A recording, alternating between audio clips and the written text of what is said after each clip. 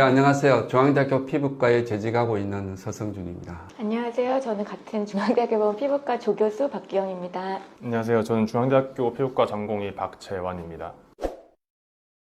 오늘의 주제는 건선인데요. 요즘 날씨가 갑자기 엄청 추워지면서 건선이 악화돼서 병원을 찾는 환자분들이 굉장히 많아졌다고 들었어요. 혹시 건선은 어떤 질환인가요? 그 질환의 정의를 이야기하면 굉장히 복잡한데요. 먼저 이 호전과 악화를 굉장히 반복하는 만성 재발성 피부 염증 반응이다 라고 정의를 쉽게 내릴 수가 있을 것 같습니다. 건선 환자는 우리 국내의 통계에 하면 전 인구의 0.5%에서 0.7% 정도를 차지를 하고 있고, 현재 건선 환자는 25만에서 한 30만 명이 현재 치료를 하고 있는 상황입니다. 그래서 가을 겨울철에 건선이 악화되는 이유에 대해서는 확실한 근거는 없지만, 아마 제가 생각하기로는 일조량이 적어지는 것도 건선 환자가 증가하는 이유라고 저는 생각을 하고 있습니다. 보통 건선이 그렇게 많이 가려움증을 유발하진 않는데요. 춥고 건조하다 보면 좀 가려워지고, 가려워서 심하게 긁다 보면 또 긁은 병변이 쾌분호 현상이라 그래서 건선이 다시 또 되는 분들도 계셔서 그런 걸로 인해서 조금 늘어나지 않을까도 싶습니다.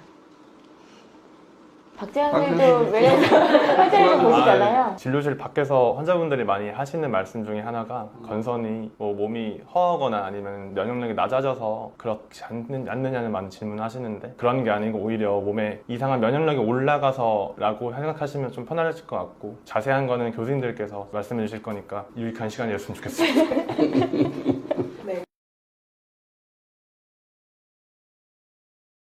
치료제는 굉장히 다양하게 구성이 되어 있는데요. 먼저 이제 바르는 약, 먹는 약, 전신 면역 억제제도 있고, 광선 치료도 있고, 최근에는 생물학 제제가 많이 출시가 되어 있고, 현재 많이 처방을 하고 있습니다. 그런데 어떤 치료제를 가지고 치료를 할 것인가, 치료의 전략은 환자의 상태에 따라서 다릅니다. 그렇게 말씀하실 줄 알고 제가 판넬을 준비해봤는데요. 경증의 경우에는 증상을 보시면 건선이 가장 많이 이제 생기는 패턴이 떼는 건 아닌가요?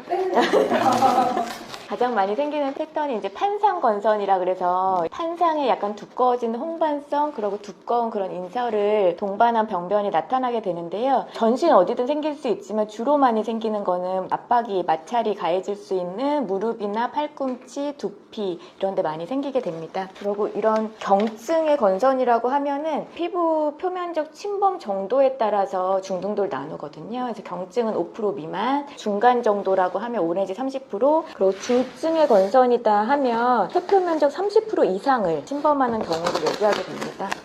이런 환자분들 보면은 거의 정상 병변이 보이지 않을 정도로 병변이 덮여 있는 것을 보실 수가 있죠. 그럼 교수님, 그 경증 건선이랑 중증 건선에 따라서 치료법이 좀 다를 것 같은데, 먼저 경증 건선 치료가 어떻게 되는지. 그래서 판넬에서 또 보시면 건선의 이제 전통적인 치료법은 순차적, 순환, 변용요법입니다. 순차적이라는 거는 이제 단계별로 경증일 때는 바르는 것부터 시작하거든요. 대표적인 게 스테로이드제라든지 비타민 D 유도체, 그리고 비타민 A 유도체 같은 것도 바를 수가 있습니다. 그래서 순차적으로 하기 때문에 경증이라고 해도 1차 치료는 이런 외용제지만, 만약에 여기에 반응을 하지 않는 환자의 경우에는 좀 전신적인 치료법으로 올라갈 수도 있고요. 이런 중증의 건선 환자가 오신다 하면은 광선 치료가 있고 전신 치료 약제가 있습니다. 복용약을 드시게 되는데 레티노이드나 사이클로스포린, 메소트렉세이트 같은 그런 면역 조절 약제를 처방을 하시게 돼요. 그래서 아까 순차적 순환 변용요법이라는 말씀을 드렸는데, 병용요법은 다 아시겠지만 전신적인 것과 외용제를 병용한다든지, 그리고 순환요법 같은 경우에도 한 가지 약제를 오래 드심으로 인해서 간 기능이 안 좋아진다든지 혈중 지질 수치가 올라간다든지 그런 부작용이 생기실 수가 있어요. 그래서 그런 부작용을 막기 위해서 일정 기간 한 약제를 쓰고 나면 다른 약제로 바꾸는 그런 순환요법을 쓰는 것이 전통적인 치료였습니다. 근데 요즘에는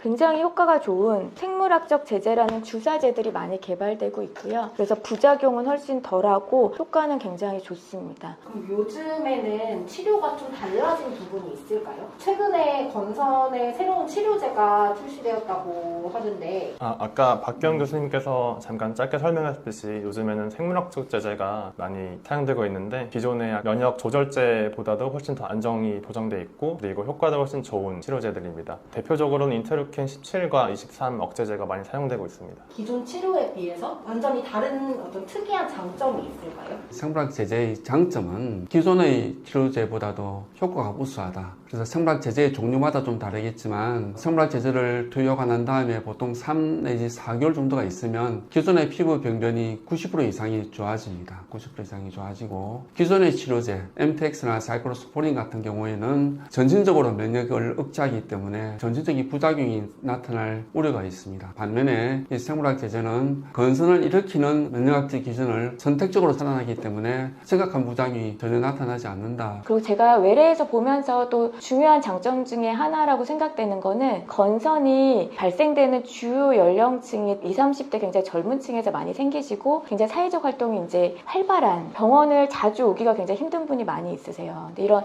생물학적 제제의 경우에는 뭐 몇 달에 한 번 오는 것만으로도 치료가 잘 되기 때문에 그것도 굉장한 장점이라고 생각이 됩니다. 최근 코로나 바이러스와 관련해서 생물학적 제제가 면역 물질을 억제한다는 측면에 있어서 우려를 가지고 계신 분들도 있는 것 같아요. 관련해서 알아야 할 주의사항이 있을까요? 생물학적 제제도 면역을 억제하니까 일부에서는 코로나 바이러스의 감염에 취약하다라는 우려가 있는 것은 사실인 것 같습니다. 하지만 최근에 학계의 발표도 여러 가지 논문이 발표가 되고 있는데 다행히 생물학 제제의 투여와 코로나 바이러스 감염과는 연관성이 없다라는 결론입니다. 오히려 이러한 우려 때문에 생물학 제제의 투여 일정을 연기하거나 오히려 중단하는 사례가 있는데요. 만약 이렇게 되면 잘 치료가 되고 있는 건선 피부 병변이 재발이 되어서 피부과로 내원하는 경우가 종종 있습니다. 그래서 환자의 개개인의 상태에 따라서는 담당하시는 선생님이 잘 알고 계시기 때문에 우리 담당 선생님 상의를 잘 하셔서 결정하시는 게 좋겠습니다. 지금 말씀해주신 내용을 들었을 때 건선이 굉장히 꾸준하고 되게 장기적으로 치료를 해야 되는 질병인 것 같은데 건선을 꾸준히 치료하고 또 관리하기 위해서 가장 중요한 것은 무엇이 있을까요? 장기간 건선을 효과적으로 조절하려면 아무래도 부작용 없이 효과적으로 치료를 해나가야 되기 때문에 이제 의료진하고 상세하게 같이 공유하실 필요가 있습니다. 뭐 여성 환자분 같은 경우에는 임신 출산 계획이 있다. 그러면 그거에 맞춰서 미리 플랜을 좀 짜실 필요가 있기 때문에 충분히 의료진과 상담을 해나가시면서 장기적으로 받으셔야 되세요.